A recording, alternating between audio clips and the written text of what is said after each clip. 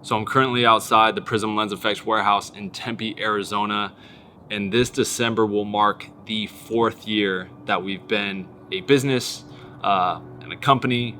And I just want to take this video to explain the story of Prism, but more so the challenges, the highs, the lows, because starting and running a business from scratch, from zero, from non-existence to just an idea in your head, to the filing documentation of the LLC, to actually making and delivering a product, to then having to deal with the customer service on the back end. Just the whole experience has been a tremendous learning experience. It's changed my life, and it's been fun, but it hasn't come without its challenges as well. So let's go talk about it.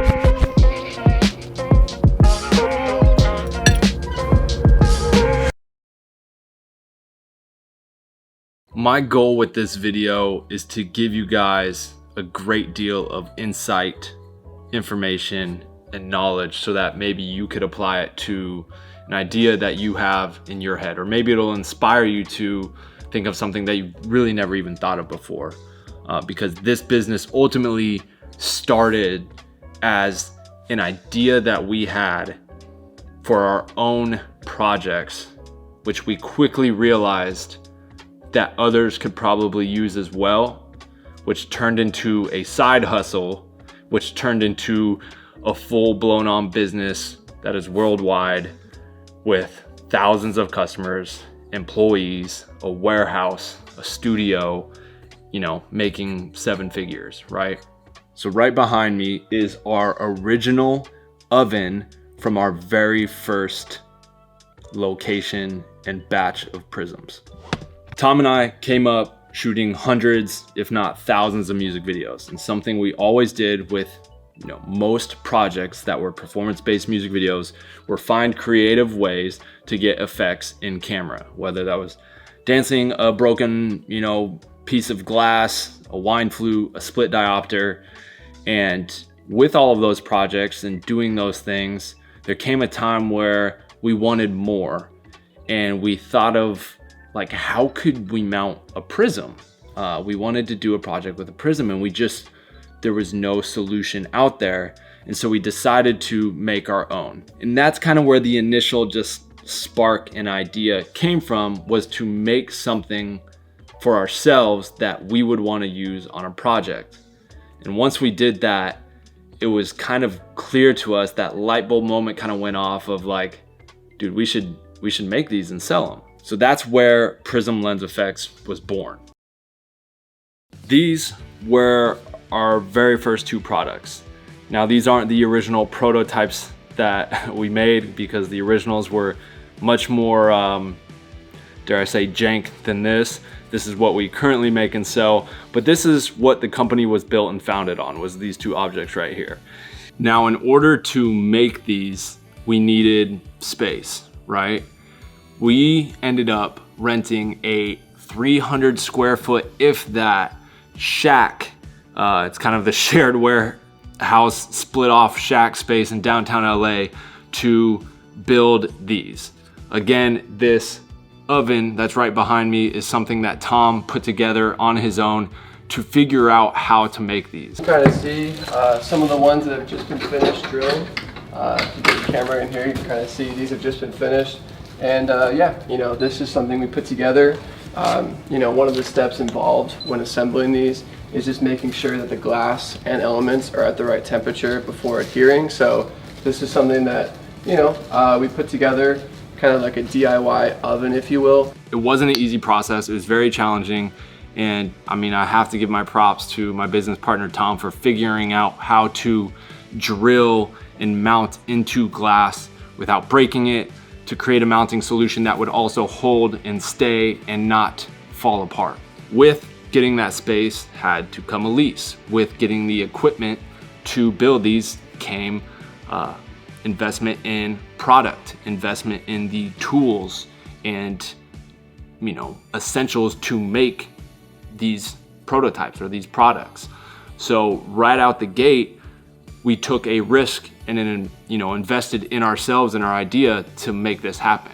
And with any business or thing, it's going to take, believing in yourself and investing in yourself and capital to get things off the ground. We couldn't go into this business without any sort of expenses involved. And fortunately enough for us, we were and are doing well as filmmakers. And so we were able to take money that we had saved up to self-fund this, initial, I'm not even gonna call it a business at this point, but this initial project, right? Because at this point, we don't have a business, we don't have a customer base, we don't have a website, we have nothing. We're just trying to figure out how can we make these and do they work? From there, after we had a first prototype, we took them up north to Arizona when we were filming actually 2 short films. And while we were up there, we subsequently brought our prototypes and did a little test film. Upon shooting that test film, we were pretty floored by the footage, and we got so excited that we basically started teasing them right away. We created the Instagram, started posting stills, photos. I started tagging it, trying to drive people to Prism. And initially right away, we started drawing up a lot of buzz and interest around these products.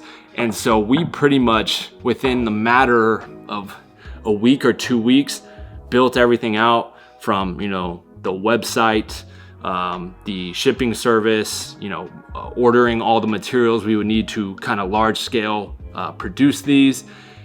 And very, very quickly, we launched a pre-order and did about 300 orders. So overnight, we did like 300 orders, and we very quickly came to the realization that we don't even have any product. These are prototypes. We don't even know if they really, really hold up. And so we were quickly met with that just kind of epiphany and realization of we have to make this happen. So we put off all of these film jobs. We stopped taking any bookings that were, kind of coming our way, and really bunkered down on just building these products and trying to fulfill these orders that we had from what were now our customers. In that 300 square foot warehouse, freezing our asses off in the winter with no heat, grinding metal, drilling glass, gluing, it was not fun. Now, granted, it was very exciting. We were excited about what we were doing and making, and that there was people interested in what we were doing and making, but it was a lot of work, and it was very stressful because we didn't even know really if this product would really hold up. All we had done was make a prototype, took it up north, tested it, obviously loved the results, but how durable was it? Was it going to fall apart after a couple uses? And so Tom didn't tell me this until years and years later, that initial prototype, he was worried about that, but he had never let me know. He told me that was the final product. And so as we're making these products and putting them together and sending them out, all the while in the back of Tom's head, he's thinking to himself that gosh, I hope this works. And I knew I was none the wiser, right? But luckily it all worked out. We got our shipping system down, and we started sending out all those packages and orders. Very interesting story about that kind of whole shipping process and building process is that actually my wife now, but at the time girlfriend Chanel, was helping us. She was not getting paid. She just kind of wanted to help in anything and everything I was doing. And she had just began and actually finished training for Delta to become a flight attendant. And it was kind of around the same time that, my 2 film studios really started to take off, from Honeymoon, Hideout, The Eclectic West, and now Prism. And I was getting so busy and overwhelmed, and she was about to leave to start her career as a flight attendant, which she just went through months and months of training for and graduated. And on the spot, she was supposed to fly out that day to start her first, kind of round of flights. And I told her, don't go, quit, leave. You're not working for Delta. You're working for me now. And hindsight, like that was such a huge risk for her because she was just my girlfriend. She just abandoned her career to help me. And I didn't see it then, but I should have right then and there been like, yo, put a ring on it. Like, it's done, it's a wrap, you're my wife. But it took me a while to get there. But I just wanted to share that story because I feel like that's so interesting, and she deserves the credit of, you know, believing in me and staying by my side and seeing everything that I was doing and wanting to help. She genuinely wanted to help, and she never got paid for any of it. So I truly appreciate her and love her and thank her for that, because I couldn't have done any of that stuff without her. And Prism is a huge success, and part of why it's successful and where it's even at today is like, obviously, yes, me and Tom, but also the other people behind the scenes, and she is certainly one of those people and still is to this day. So over the course of that first year, we began to grow actually pretty rapidly, and I think it's because we were something so new to the space. Nothing out there existed like it. We actually had gotten a patent pending, and were able to achieve and get that because there was not a mountable prism or piece of glass for filmmaking in that manner. And so I just think we quickly were able to kind of take off because we found something that people wanted and needed, and it just really hadn't existed yet. And so we were fortunate enough in that way, and we really kind of quickly outgrew that 300 square foot unit, and funny enough, moved not more than a quarter mile down the street to a slightly same style of unit, like a split warehouse shed thing inside of a bigger warehouse, but we had 700 square feet instead of the 300 square feet. And from there, we hired a couple of our, you know, friends that were also like in the filmmaking space to help us build, package, and ship our items. It was at this time when we moved to this unit that we really started to grow and expand with the extra help of people, you know, being able to help build our products, ship and fulfill orders. Tom and I were able to focus more on, you know, the promotional aspect of things, the advertisements, the content, the photos, the social reach out, and all of the things that are super important with, you know, growing a business. Had our time been so bogged down by just building and shipping, you know, we wouldn't have been able to do all those things. But that also opened the door for us to start taking on shoots again. You know, I started directing a little bit more, DPing a little more, same thing with Tom, and we're able to use our products on those shoots and kind of kill two birds with one stone, you know, working a project, making money, but using our products at the same time and getting promotional assets and material from those projects. So it was about that 2-year mark in, you know, a year at our first spot. Then we had just moved into this new spot, had all the new help, and just I kind of explained what had happened. And now this second year is where we really kind of started to take off, because it was at this time when we were at this new warehouse where we decided to really ramp up our effects filter line. We had just started bringing in effects filters and building effects filters at our previous unit. We had launched with, it's right here, 3 filters. We no longer make the third, but we still make these 2. The chromatic flare and kaleidoscope effects filter. These were 2 of our 3 very first filters that, you know, we were making and building and we put out and released. We did a little Hawaii trip. Again, this was a trip that we were paid to go do this documentary, and we had just built these 3 new prototype filters, took them to Hawaii, tested them out, got all the promo material from that trip in Hawaii, and launched a pre-order page for those products on our website, and they started to move very, very quickly. So we still sell 2 of the 3 to this day, but we do not sell the other one anymore, which a lot of people actually still ask us if we would ever bring back, but it just kind of looked too much like a hodgepodge art project. So we just didn't like the appearance of it, but it was a cool filter. So it was at this time where things were really, really good, right? We kind of got through that initial struggle of like trying to get this thing off the ground, and that initial investment and that scary, thoughts and doubts that creep into your head of like, is this gonna work? Are we wasting our time? Are we wasting our money? And we had passed all of that, right? And we were in a place where it's like, dude, we're making great money. We're doing something we love. People are loving the product, like seeing people out in the field using them. And it started to really grow and spread. And we started to get a lot more international orders. And so things are cooking, right? And we kind of finally got past that moment of initial hardship. And so it was right around this time in 2020 where again, we started to outgrow our space. And so from that space, we're like, what do we do? Where do we go next? This is a big step up. Like, do we get a huge warehouse in LA? LA is very expensive. And it was right around this time where it's like, just the price of everything was through the roof when it came to just real estate in general. And we decided to pick up everything and move to Arizona. We're now moving everything to Arizona. We got like a 2,000 square foot warehouse, just like a studio space, an office, our own bathrooms, a kitchenette area, and it's just like really nice. This is kind of like a shared warehouse workspace kind of thing. So now it's official. Doing that allowed us to have more space to grow at a more affordable price point, but to also have more help around us to grow. A lot of the people that work here are family and friends.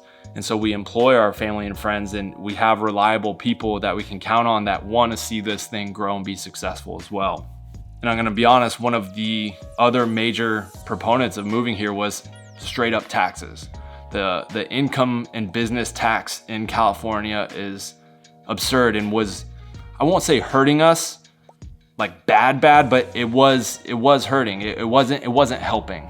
And so moving to Arizona alleviated a lot of that and opened up some doors financially for us to bring in a bigger team, to get a bigger warehouse, to build and order more inventory and materials to grow and make new products that we wanted to make that we probably wouldn't have been able to make in LA just due to the cost of everything, right? When you own a business, there's lots of overhead that people don't seem to think about.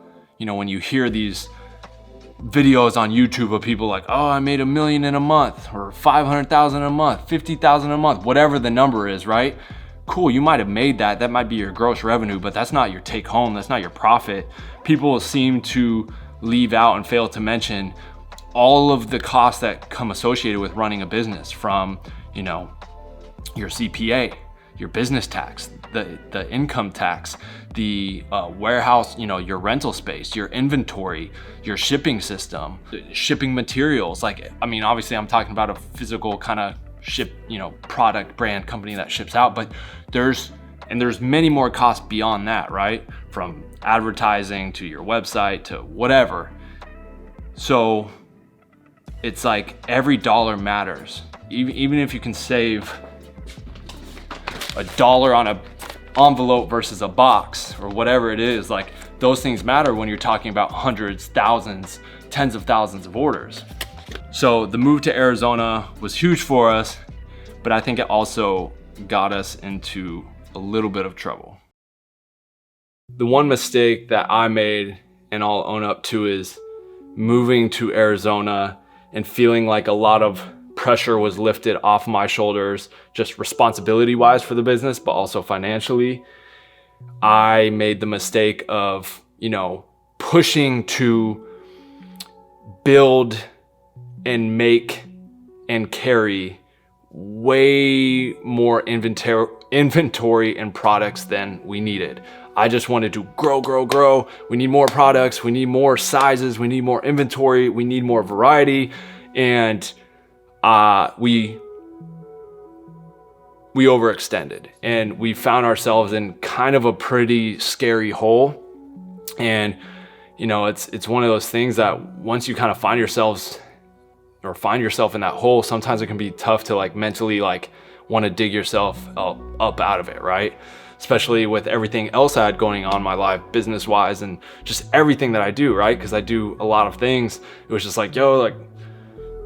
fuck that, like just let it die, right? And I'm just very thankful that we pushed through. And doesn't matter what business you're in, who you are, whether you've been uber successful your whole life, or you're just now being successful, or you've run and built X amount of businesses, every business and person is going to go through ups and downs in their life. It's never gonna be all sunshine and rainbows. I talked about that in the studio video. And just know that whatever you're going through, whether it's personally or in your business, you just need to push through it, because there's always light at the end of the tunnel, always.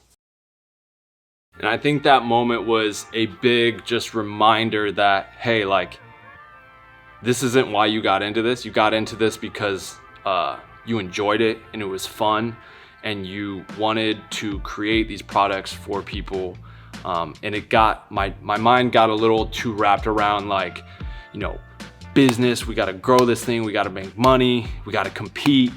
And I lost a little sight of just like, hey, let's keep it fun. Like, that's why we started this. It was a side hustle. It was something we wanted to do. It was supposed to be this fun thing. And that's how we want to keep it. And that's kind of always been our motto through the whole business, is like, let's keep it fun. Let's not overextend. Let's just keep that slow incline of growth, because we could certainly take this business and go raise a ton of capital with the numbers we're doing. We could go get angel investors, get a ton of money invested into this company and blow this shit up.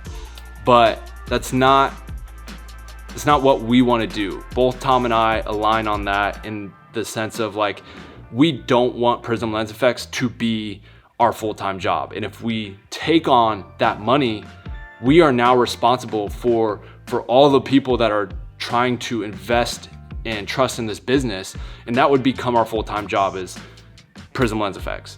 And us as filmmakers, and myself and Tom, like, we still want to make films, we still want to do music videos, we still want to work on projects, as well as our other businesses, from our studios to Tropic Color. And so doing it this way, keeping it very I don't want to say lowbrow, but just natural, organic, without really pushing the issue, keeps it fun. We're able to still grow, but without putting a ton of pressure on our shoulders, and really making Prism Lens Effects the only thing we can do. Ultimately, like, whatever it is you're trying to start, or you want to do or get into, like, you need to get into it for the right reasons, right? Like, we got into this business because it was something we loved, we're passionate about, and wanted to do. It was never a, yo, let's make this and make a ton of money, right? It was just like, hey, we want and need this, let's make it. Yo, this is dope, we should sell this. Cool, let's build a business, let's test it, put it out there, people love it. What else can we make? Let's keep going.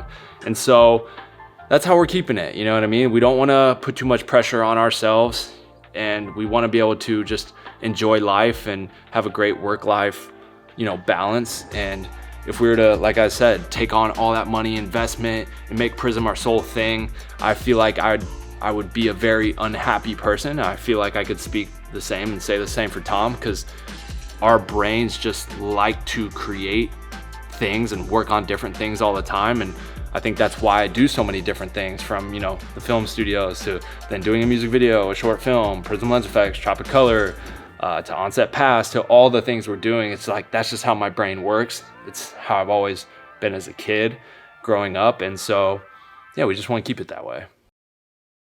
So that's a little bit of our Prism Lens Effects journey in a nutshell. It's by no means done and over. There's, still ongoing challenges every single day. It's not just perfect all the time. And that's just gonna come with the territory of owning and operating a business, right? But the key thing is to just never give up, right? You can only fail if you give up, period. So just keep pushing through. You never know when you're just around that corner. And so I just want to, motivate you guys that if you're going through a hard time right now with your business, just keep on pushing, man. You know what I mean? There's plenty of times where we're like, yo, this shit, let's be done. But that's just not the answer, right? And had we done that, like, we wouldn't have the business we have today. And our goal with this, I think, is to continue to grow this brand, continue to develop and make fun, creative products that filmmakers, photographers, etc. around the world can use to enhance their work, express their creativity, have fun. But also, like, one day I think it'd be really cool to sell this business. I don't want to own and operate Prism Lens Effects forever. I think it'd be cool to grow this thing to a point to where we have an exit strategy and it's like, cool, here's the IP, here's the business, here's the sales, here's the numbers. This is our price and we're out. And sell the company hopefully for millions and millions of dollars and walk away with a fat check and having built something really cool for the filmmaking and photography community that lives on for many, many years to come. So with that being said, thank you guys for watching. We do have a Black Friday, Cyber Monday sale going on. 40% off select items. That's the most we've ever offered. And so you can find that tab on our website. There's a whole section. Anything on that Black Friday, Cyber Monday tab will be 40% off while supplies last.